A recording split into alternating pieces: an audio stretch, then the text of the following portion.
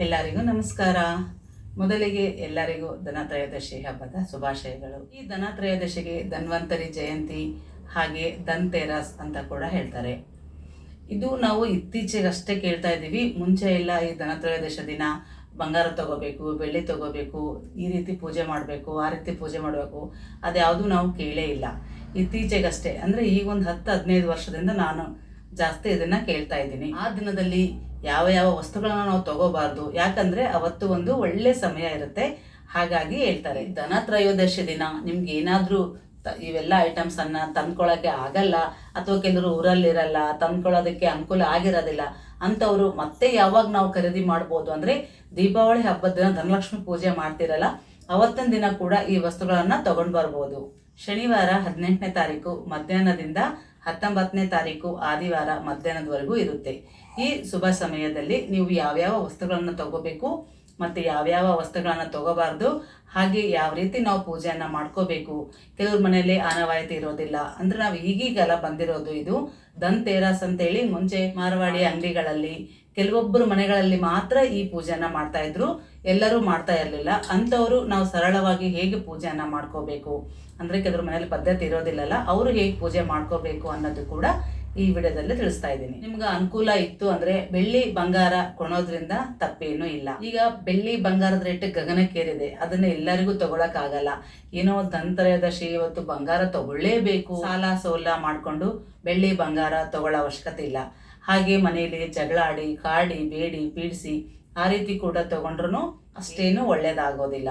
ನಾವು ಮುಖ್ಯವಾಗಿ ಬಂಗಾರಕ್ಕೆ ಸಮನಾದಂಥ ಕೆಲವು ವಸ್ತುಗಳಿದಾವ, ಹಾಗೆ ಲಕ್ಷ್ಮಿಗೆ ಪ್ರಿಯವಾದ ವಸ್ತುಗಳು ಕೂಡ ಇದಾವ, ಅವುಗಳನ್ನು ನಾವು ತಗೊಂಡ್ರು ಕೂಡ ಸಾಕು. ಹಾಗೆ ಅವತ್ತಿನ ದಿನ ನಾವು ಕೊಳ್ಳೋದಕ್ಕಿಂತ ಮುಖ್ಯವಾಗಿ ದಾನನ ಮಾಡಬೇಕು.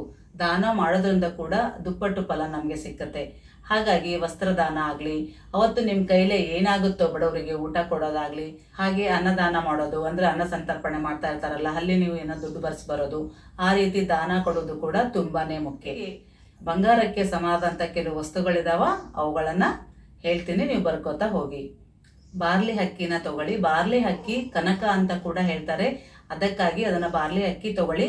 ನಾನು ಎಲ್ಲ ಹೇಳ್ಕೊತಾ ಹೋಗ್ತೀನಿ, ನೀವು ಬರ್ಕೊತಾ ಹೋಗಿ.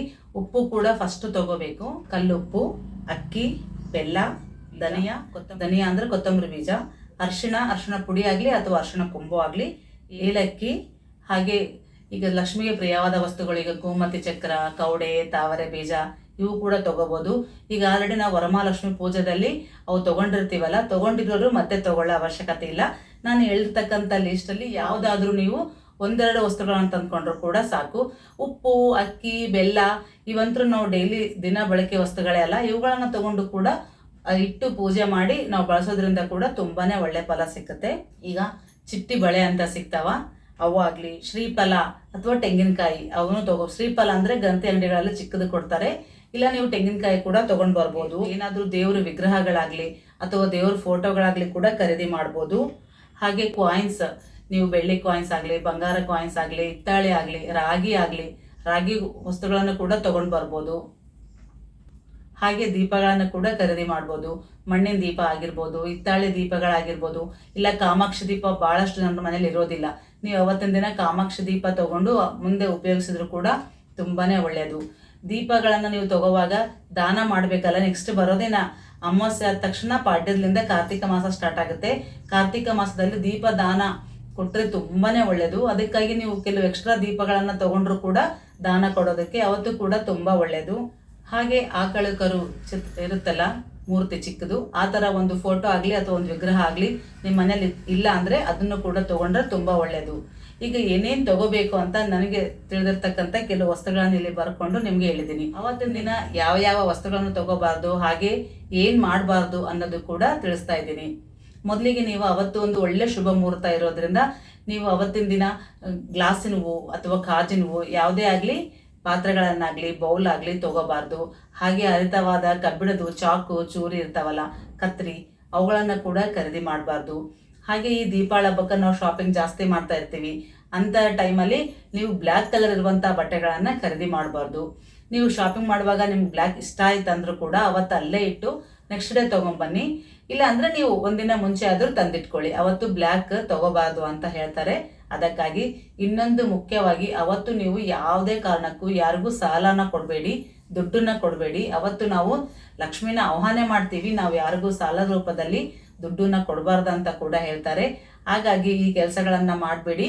ನಾನು ಹೇಳಿರ್ತಕ್ಕಂಥ ಕೆಲವು ವಸ್ತುಗಳಲ್ಲಿ ಒಂದೆರಡಾದರೂ, ಯಾಕಂದ್ರೆ ಈಗ ವರಮಹಾಲಕ್ಷ್ಮಿ ಪೂಜೆ ಮಾಡಿದಾಗ ನಾವು ಎಲ್ಲ ಐಟಮ್ಸ್ ತಂದಿಟ್ಟಿರ್ತೀವಿ, ಲಕ್ಷ್ಮಿ ಪ್ರಿಯವಾದ ವಸ್ತುಗಳೆಲ್ಲ. ಅದ್ರ ಜೊತೆಗೆ ನೀವು ಪೂಜೆಗೆ ಬೇಕಾಗಿರುವಂತಹ ಎಲೆ, ಅಡಿಕೆ, ಹಣ್ಣು, ಹೂಗಳು ಅವುಗಳನ್ನು ಕೂಡ ಖರೀದಿ ಮಾಡ್ಕೊಂಡು ಬಂದರೆ ತುಂಬಾನೇ ಒಳ್ಳೆಯದು. ಶನಿವಾರ ಮಧ್ಯಾಹ್ನದಿಂದ ಆದಿವಾರ ಮಧ್ಯಾಹ್ನದವರೆಗೂ ಈ ಮುಹೂರ್ತ ಇದೆ. ಮೇನ್ ಮುಖ್ಯವಾಗಿ ಮನೇಲಿ ಜಗಳ ಆಡಬಾರ್ದು ಅವತ್ತು. ಹಾಗಾಗಿ ಖುಷಿಯಿಂದ ನಾನು ಹೇಳಿರ್ತಕ್ಕಂಥ ಕೆಲವು ವಸ್ತುಗಳನ್ನು ತಂದ್ಕೊಳ್ಳಿ. ಈಗ ಪೂಜೆ ಹೇಗೆ ಮಾಡಬೇಕು ಅನ್ನೋದು ಹೇಳ್ತೀನಿ. ಯಾಕಂದರೆ ಕೆಲವರು ಇವತ್ತು ಕುಬೇರ ಲಕ್ಷ್ಮಿ ಪೂಜೆ ಮಾಡ್ತಾರೆ. ಕುಬೇರಂದು ಯಂತ್ರ ಬರೆದು ಸಂಖ್ಯೆಗಳನ್ನು ಬರೆದು ಅದ್ರ ಮೇಲೆ ಅದಕ್ಕೆ ಅಕ್ಷತೆ ಹೂವು ಎಲ್ಲ ಹಾಕಿನೂ ಪೂಜೆ ಮಾಡ್ತಾರೆ. ಈಗ ನಮ್ಮಲ್ಲಿ ಅವೆಲ್ಲ ಪದ್ಧತಿ ಇಲ್ಲ ನಮ್ಮ ಮನೆಗಳಲ್ಲಿ. ಯಾಕಂದ್ರೆ ನಮ್ಮ ಕಡೆ ಆ ಪೂಜೆ ಮಾಡೋದು ಬಹಳನೇ ಕಡಿಮೆ. ಹಾಗಾಗಿ ನಮ್ಮ ಮನೇಲಿ ಕೂಡ ಅದು ಯಾವುದು ಪದ್ಧತಿ ಇಲ್ಲ. ನಾನು ಅದಕ್ಕಾಗಿ ಏನು ಮಾಡ್ತೀನಿ ಅಂತಂದರೆ, ನಾವು ಮನೇಲಿ ನಿತ್ಯ ಏನು ಪೂಜೆ ಮಾಡ್ತೀವಲ್ಲ ಅವತ್ತಿನ ದಿನ ಅದನ್ನೇ ದೇವ್ರ ಸಾಮಾನೆಲ್ಲ ಕ್ಲೀನ್ ಮಾಡಿಕೊಂಡು, ದೇವ್ರ ಮನೆ ಕ್ಲೀನ್ ಮಾಡಿಕೊಂಡು, ಆಲ್ರೆಡಿ ನಾವು ದೀಪಾವಳಿ ಹಬ್ಬಕ್ಕೆ ಎಲ್ಲ ಡೀಪ್ ಕ್ಲೀನಿಂಗ್ ಆಗಿರುತ್ತಲ್ಲ.